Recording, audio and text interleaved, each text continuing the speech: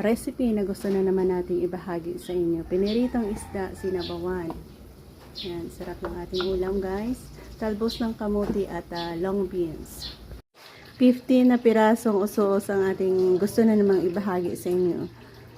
Fresh catch from the ocean yan ng San Dionisio, northern part ng Iloilo. Yan ang mga na-uwi natin. Next na ating isahog dyan ay ang freshly harvest natin na dahon ng kamuti at sitaw. With of course ang ating batuan, onion at isang pirasong kamatis. Simpleng paraan ng pagluluto ng ating sinabawang isda.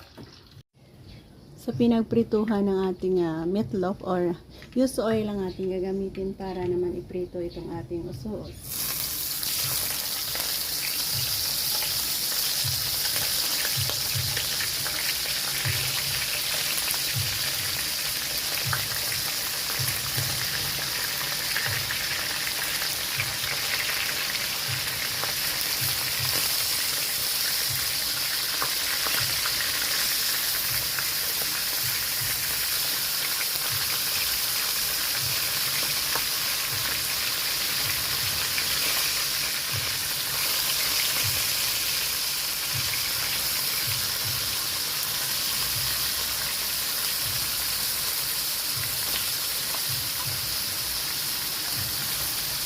Yan, naubos natin lagay ang 15 pieces.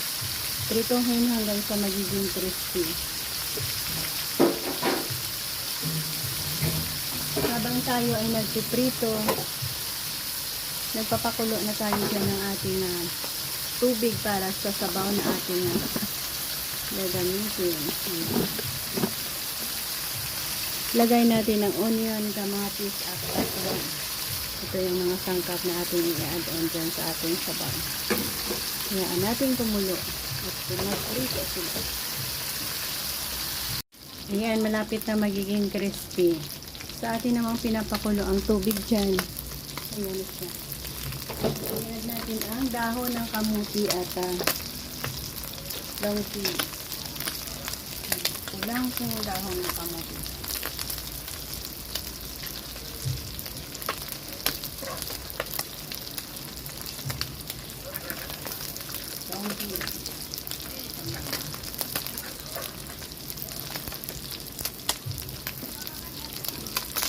Sabay natin ilaga dyan ang 4 na piraso. Kunin natin dito.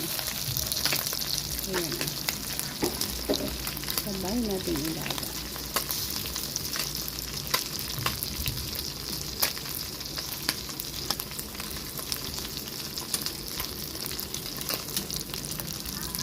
Apat na piraso and the rest ay sausaw natin din sa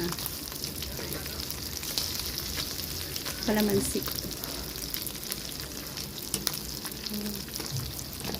So ganyan ka-easy, simple ang ating paraan kung paano tayo magluto ng ating sinabawang talbos ng kamuti with isda, piniritong isda. Lagyan natin ang asin. Sapat asin. Cover.